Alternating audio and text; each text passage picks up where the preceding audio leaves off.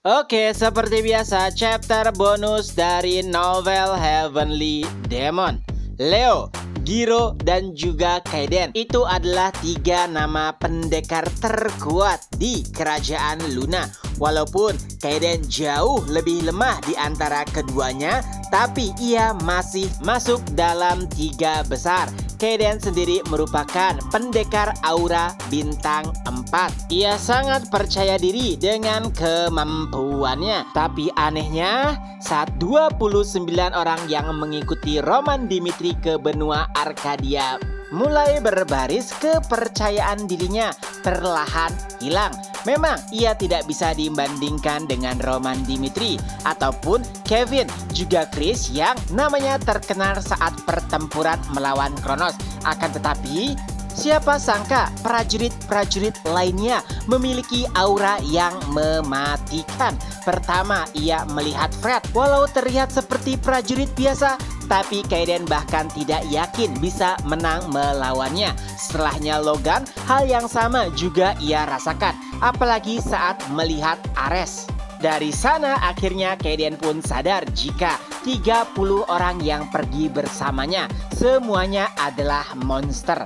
1 minggu sebelumnya di kerajaan Luna, Sebastian, imam besar kerajaan, baru saja mendapatkan informasi dari Kaiden bahwasanya Roman Dimitri akan membantu, tapi hanya dengan 30 orang.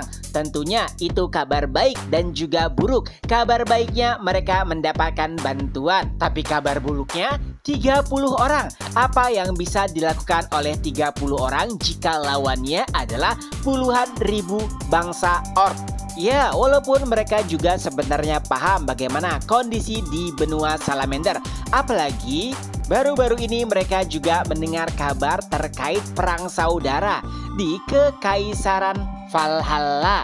Jadi pastinya Dimitri tidak akan bisa mengirimkan banyak bantuan. Akan tetapi 30 merupakan jumlah yang tidak bisa memberikan harapan kepada mereka. Walaupun Roman Dimitri ikut dan Ratu Isabella pernah mengatakan kepada mereka jika Roman merupakan sosok yang luar biasa, tapi mereka yang belum pernah melihat Roman belum bisa mempercayai sepenuhnya. Oleh sebab itulah Giro memberikan saran kepada imam besar dan prajurit lainnya, karena kemungkinan pasukan Roman Dimitri akan tiba seminggu ke depan. Daripada menunggu kedatangan mereka, lebih baik bersiap dan menyerang pasukan orc terlebih dahulu, agar setidaknya jikalau bala bantuan tiba, setengah permasalahan telah diselesaikan. Sebastian bertanya kira-kira ide apa yang dimiliki oleh Giro. Lalu Giro pun membuka sebuah peta, dan jika dilihat dari pergerakan bangsa orc, kemungkinan tujuan mereka setelahnya adalah ruang penyimpanan bawah tanah. Tapi sebelum tiba di tempat tersebut, pasukan orc harus melewati wilayah bangsa Yeti ataupun manusia salju, dan kemungkinan akan terjadi pertempuran di sana. Oleh sebab itulah, karena daerah tersebut memiliki sebuah tebing, jadi mereka nantinya akan menunggu di tebing tersebut, dan saat peperangan terjadi mereka hanya menunggu saja sampai pasukan orc kelelahan dan melemparkan serangan dari atas. Mendengarkan rencana tersebut, setiap orang pun setuju hingga tiba akhirnya waktu yang telah dinantikan.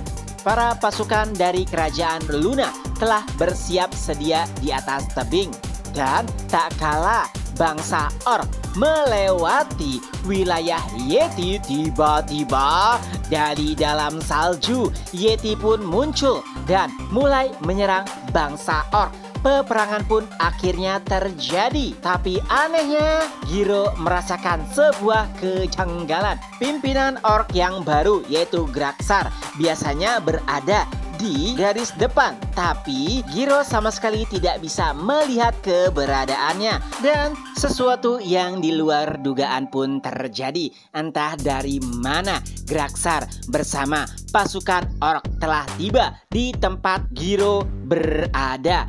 bukan ia yang menjebak, tapi ternyata Girolah yang telah terjebak rencana Graksar. Kala itu akhirnya Giro pun sadar jika ia telah melakukan sesuatu yang bodoh. Bahkan ia sempat teringat kata-kata terakhir dari Imam Besar Sebastian, yaitu jika keadaan memburuk kembali saja, karena lebih baik menunggu bala bantuan tiba. Jika saja ia lebih bersabar, maka ia tidak akan menyia-nyiakan nyawa prajurit yang telah pergi bersamanya.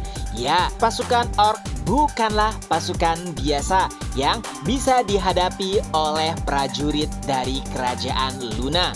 Awalnya, sebelum situasi memburuk, Giro berpikir bagaimana caranya menyelamatkan orang-orang yang ia bawa. Oleh sebab itulah ia berniat membuka jalan agar orang-orangnya bisa melarikan diri. Ya, Giro sendiri merupakan pendekar pedang aura bintang 5. Ia bisa mengatasi para prajurit orc biasa, akan tetapi tak kalah Graksar masuk ke dalam medan pertempuran, situasinya langsung berubah. Dulu Giro pernah sekali berhadapan dengan Graksar. Oleh sebab itulah ia yakin bisa menghadapinya. Tapi ternyata dahulu saat berperang atau bertarung melawannya, Graksar menyembunyikan kemampuan aslinya. Dan saat ini, saat ia berhadapan dengan Graksar, ternyata Graksar memancarkan aura pendekar pedang bintang 6, yang artinya dari awal Giro tidak memiliki kesempatan untuk menang. Dan benar saja, walaupun Giro telah berusaha keras dan menyalurkan seluruh kemampuannya, tapi hasilnya sia-sia. Di tengah-tengah kondisinya yang sangat menyedihkan, ia bahkan harus melihat anggotanya meminta tolong karena diseret oleh anggota kawanan orc, yang mana nantinya mereka akan menjadi bahan makanan.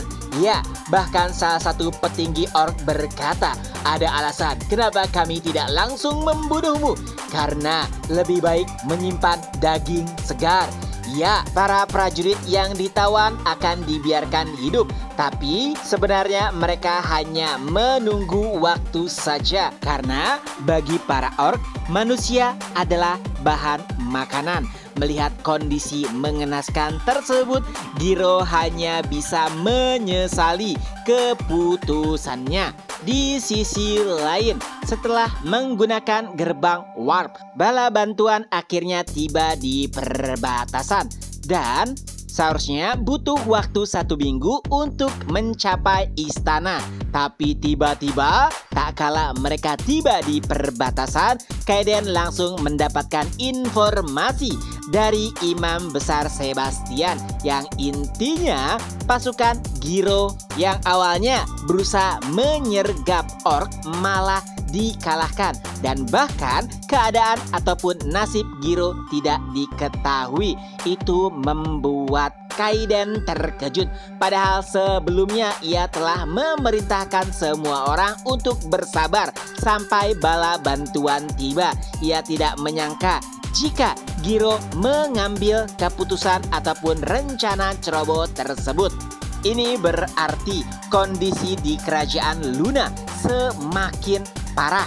Dan jika mereka tiba 1 minggu, ada kemungkinan semuanya telah terlambat.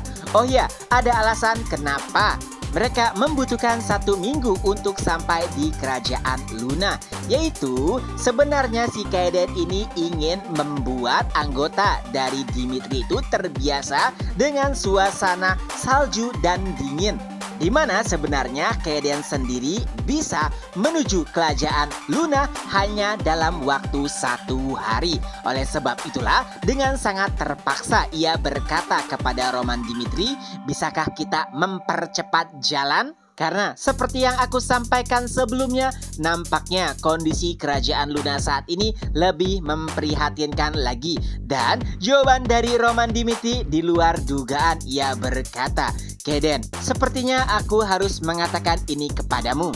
Jangan terlalu mempedulikan kami. karena kami bisa mengatasi masalah dingin di sini.